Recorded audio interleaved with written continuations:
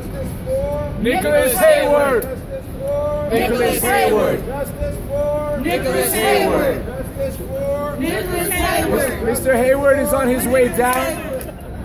Mr. Heyward is on his way down right now, and he'll come down here and he's gonna just give us an update about what his conversation was upstairs, what his meeting was.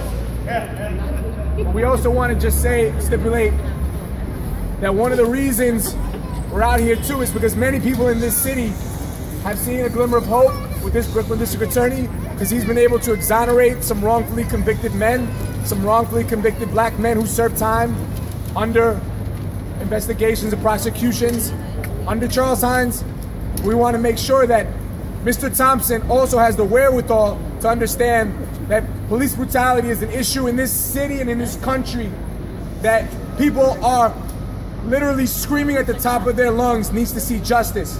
So getting wrongfully convicted men out is important, but it's also important to hold police officers accountable.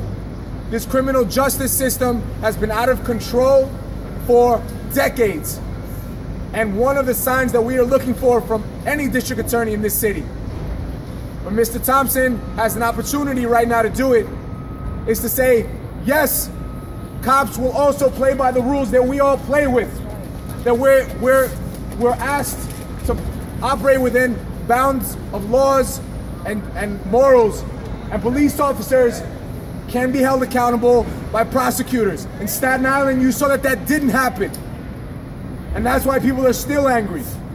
Mr. Heyward has been marching for 21 years. We ask that Mr. Thomapson bring justice to this case and show that there's finally a change in New York City.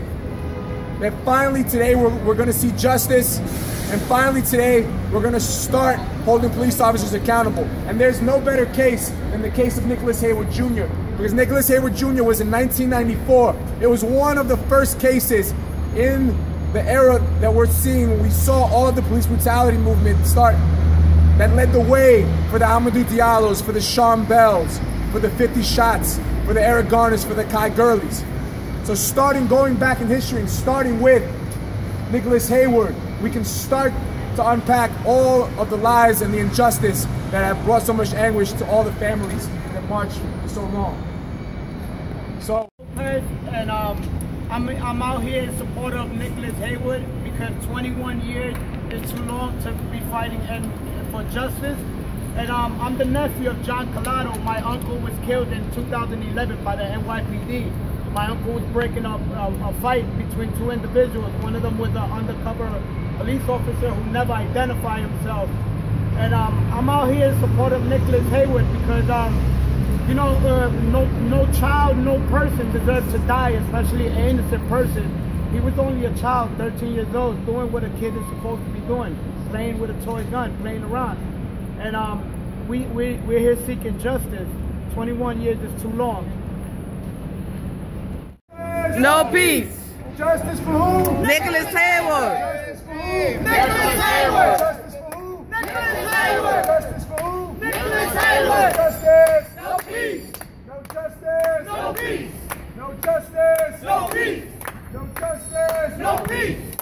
Justice for who? Nicholas Heyward. Justice for who? Nicholas Heyward. Justice for who? Nicholas Heyward. Justice for who? Nicholas Heyward. Justice. No peace.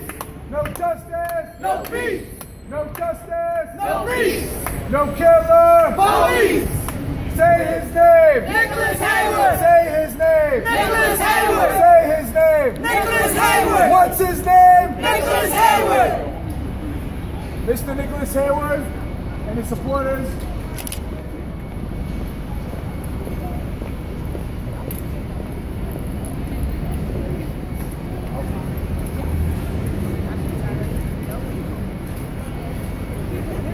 Mr. Heyward, can you step forward?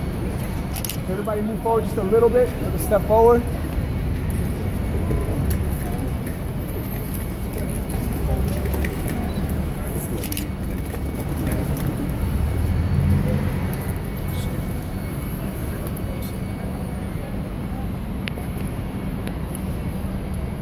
Okay.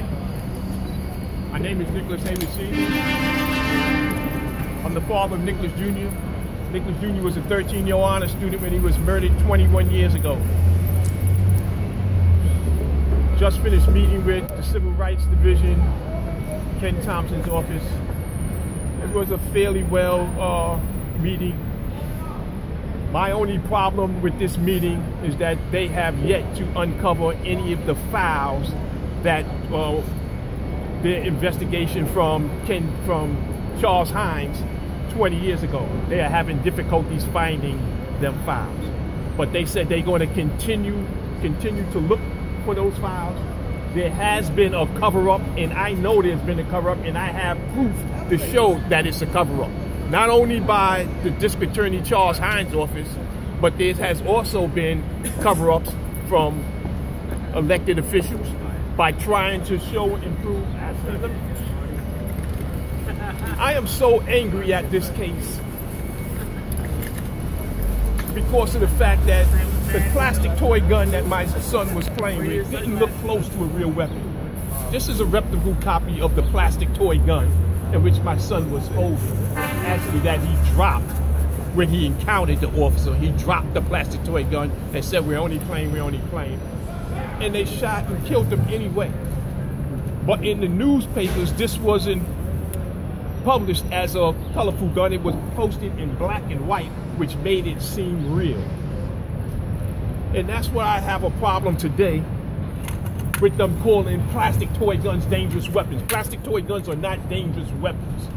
It is these officers who choose to shoot first and ask questions later. They are the dangerous ones who are actually killing innocent, unarmed children.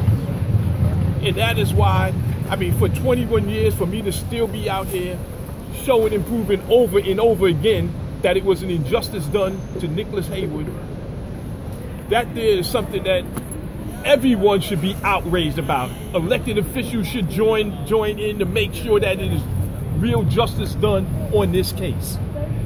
I mean, I have an excellent team with me to show, that's going to be doing it, that's going to fight to show the reality and the truth of that, what actually happened that day. The officer who shot Nicholas was a rookie officer, and he was responding to, actually he wasn't responding, he was actually doing a regular routine patrol. But it was told that he was responding to a 911 call, which he wasn't. He was just doing a regular routine patrol when he encountered these kids. And he also seen these children playing from the rooftop.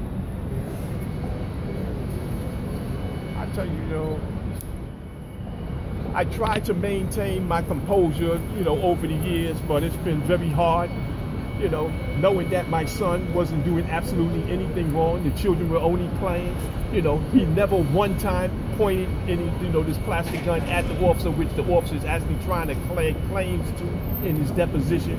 And right now, I'm trying to, build my faith and my hopes that this office here would actually, do the right things and, and do a proper investigation, which should have been done 21 years ago.